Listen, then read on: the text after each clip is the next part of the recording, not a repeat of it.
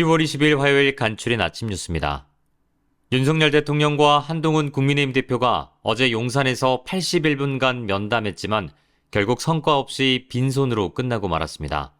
한 대표는 이 자리에서 김건희 여사 문제와 관련해 3대 조치에 대해 직접 건의했습니다.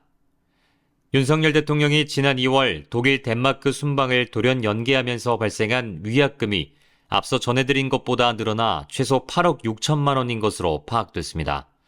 순방에 동행하는 기업 등이 현지에서 체결하기로 한 MOU도 50개에 달했던 것으로 드러나 실제 피해는 집계된 것보다 클 것으로 보입니다. 어제 국회에 나온 강혜경 씨가 공개한 통화 녹취로 2년 전 보궐선거와 관련한 새로운 의혹이 불거졌습니다. 당시 국민의힘 대표였던 이준석 의원이 김영선 전 의원의 공천에 도움을 줬다고 명태균 씨가 주장하는 내용입니다. 이준석 의원과 당시 국민의힘 공천을 맡았던 윤상현 의원은 의혹을 모두 부인했습니다. 매주 서울 도심에서 윤석열 대통령 퇴진 집회를 열고 있는 시민단체의 회원 명단을 경찰이 최근 강제 수사를 통해 확보한 것으로 확인됐습니다. 단체 측은 무리한 수사로 정권 반대 단체의 재간을 물리려고 한다며 반발했습니다. 그동안 우리 정부는 우크라이나에 살상 무기를 지원하지 않는다는 입장이었지만 북한의 러시아 파병이 공식화하자 우리 정부도 살상 무기 지원과 군사 요원을 파견하는 등 대응 조치를 검토 중이며 동시에 접경 지역에서는 우리 군이 북한의 러시아 파병 소식을 알리는 대북 방송을 시작했습니다. 최근 러시아와 우크라이나 집경지에서 근무지를 이탈한 북한 군인 18명이 모두 붙잡혔다고 우크라이나 매체들이 보도했습니다. 현지 언론은 우크라이나군 고위 소식통을 인용해 무단 이탈한 북한 병사들이 원래 위치에서 약 60km 떨어진 곳에서 러시아 당국에 의해 발견돼 붙잡힌 뒤 구금됐다고 보도했습니다. 북한이 우크라이나전 파병에 대해 공식 확인을 미루고 있는 미국 백악관은 며칠 내로 조사 결과를 내놓겠다고 밝혔습니다. 북한의 파병이 만약 사실이라면 위험하고 매우 우려스러운 상황이라고 평가하면서 이 모든 것이 푸틴 러시아 대통령이 점점 더 절박해지고 있다는 것을 증명한다고 평가했습니다. 낡은 발전시설과 경제난 속에 잦은 정전을 겪는 쿠바에서 이번엔 국가 전체의 전기가 끊기는 국가 전력망 붕괴 사태가 벌어졌습니다. 수백만 명이 휴대전화 불빛과 촛불에 의지해 밤을 보내고 있다고 합니다. 쿠바는 북한, 이란 등과 함께 미국이 테러 지원국으로 지정한 나라로 각종 무역 제재 등을 받고 있습니다. 아나운서 출신 방송인 유영재 씨가 전처인 배우 선우은석 씨의 친언니를 강제추행한 혐의로 재판에 넘겨졌습니다. 수원지검 성남지청은 지난 18일 친족관계에 의한 강제추행 혐의로 유 씨를 불구속 기소했습니다. 지난 4월 선우은석의 친언니가 고소장을 접수한 지 6개월 만입니다. 초소형 카메라 수입이 늘면서 불법 촬영도 끊이지 않고 있습니다. 올해 9월까지 카메라 등을 이용한 불법 촬영 적발 건수는 5,323건으로 하루 평균 19.4건꼴로 범죄가 발생했고 디지털 성범죄물 삭제 요청 건수 역시 2020년 15만 건에서 지난해 24만 건으로 늘었습니다. 뼈나 지방의 줄기세포를 채취해서 무릎에 주사하는 줄기세포 시술이라는 게 있습니다. 지난해 신의료기술로 인정받은 뒤 이걸 시술하는 병원도 많아졌는데요. 그런데 시술 효과는 물론 수백만 원의 비용을 실손보험으로 처리하는 문제를 놓고 과잉진료라는 논란이 나오고 있습니다. 법원이 경영권 분쟁을 겪으며 자기 주식을 공개 매수하기로 한 고려아연에 손을 들어줬습니다.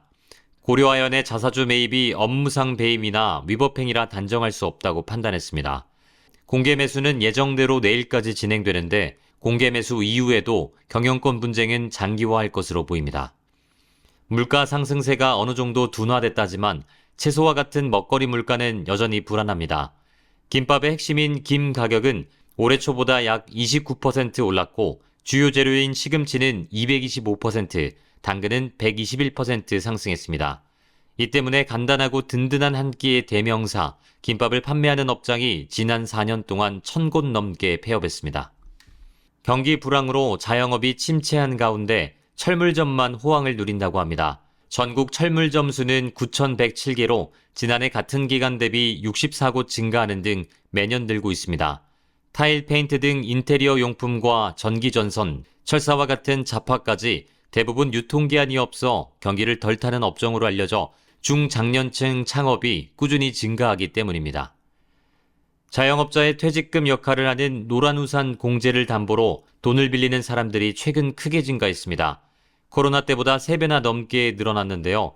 코로나 때 받은 대출 만기가 지난해부터 집중됐는데 내수는 회복되지 못하면서 어려움이 가중된 겁니다. 자영업자들의 위기가 더 심각해졌다는 분석입니다.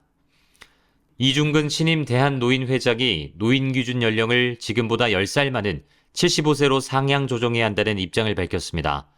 현재 노인 인구는 1,000만 명이지만 2050년에는 2,000만 명으로 생산 인구가 없어질 거라는 우려가 있다면서 노인 숫자를 적정하게 관리할 수 있도록 정부에 건의하겠다고 밝혔습니다. 올가을 전어는 어획량 감소로 가격이 1년 전보다 2배에서 3배까지 상승했습니다. 전어는 14에서 27도 사이 수온대에서 서식하는데 지난 8월 폭염 영향으로 평균 해수면 온도가 28도를 기록하면서 적정 수온대를 넘어선 겁니다. 시장뿐 아니라 대형마트에서도 전어 품귀 현상이 나타나고 있어 아예 겨울 상품인 방어를 확대 운영할 예정이라고 합니다. 건설 현장에서 외국인이 없으면 공사를 진행하기 어렵다는 말이 나올 만큼 외국인 노동자 수가 늘고 있습니다. 전문직 노동자도 해외에서 처음 들어오기 시작했습니다. 체류하면서 안정적으로 정착할 수 있는 방안, 그리고 더 중요한 건 이 사람들을 체계적으로 관리의 영역 내에서 활용하고 안정적으로 정착할 수 있도록 지원하는 제도가 필요합니다. 최근 인천 계양을 시작으로 내년부터 3기 신도시에 대한 본 청약이 본격적으로 진행됩니다. 그런데 신도시 중 한 곳인 고양 창릉지구 조성 계획에 차질이 생긴 걸로 확인됐습니다. 부지 안에 있는 군사시설 이전 문제가 뒤늦게 드러난 겁니다. 축구 국가대표 김민재 선수가 결혼 4년 만에 이혼했습니다. 두 사람은 성격 차이로 이혼을 결심해 각자의 길에서 서로를 응원하기로 했고 더불어 부모로서 아이를 1순위로 두고 최선을 다할 것임을 밝혀왔다고 합니다. 2020년 5월 결혼했고 슬아의 딸이 1명 있습니다. 31년 만에 성사된 프로야구 기아와 삼성의 한국 시리즈가 시작과 동시에 뜻밖의 변수를 만났습니다. 삼성이 한 점 앞선 6회 초 내리는 비 때문에 경기를 중단하고 다음날로 미루는 서스펜드 게임이 선언된 건데요. 포스트 시즌을 통틀어 경기 진행 중 유보된 건 이번이 처음입니다. 설경구 장동건 김희애 주연의 영화 보통의 가족이 개봉 첫 주말 박스오피스 1위를 기록했습니다. 누적 관객 수 740만을 넘기며 주말 관객 5주 연속 1위를 지켰던 베테랑2는 2위를 기록했고 3위는 와일드 로봇이 차지했습니다. 보통의 가족은 엘리트로 불리는 두 가정이 자녀의 범죄 사실을 직면한 뒤 무너져가는 모습을 담은 작품입니다. 가왕 조용필이 11년 만에 20번째 정규 음반 20으로 돌아옵니다. 오늘 공개되는 새 앨범의 타이틀곡은 그래도 돼로, 뮤직비디오에는 배우 박근영과 전미도 등이 출연했습니다. 앞서 조용필의 신보 발매 소식을 알리며 오랜 시간 준비해온 20집은 팬 여러분의 변함없는 사랑과 응원이 있었기에 완성할 수 있었다고 밝혔습니다. 다음은 날씨입니다. 오늘 전국에 비 소식이 들어있습니다. 특히 남해안에 100mm 이상, 제주도에 80mm 이상의 큰 비가 내리겠는데요. 이들 지역을 중심으로 시간당 최고 30mm 안팎의 장대비가 세차게 쏟아지겠습니다. 그 밖에 중부는 최고 60mm 정도가 전망되고 이번 비는 내일 오전 서쪽 지역부터 차차 물러가겠습니다. 이상입니다.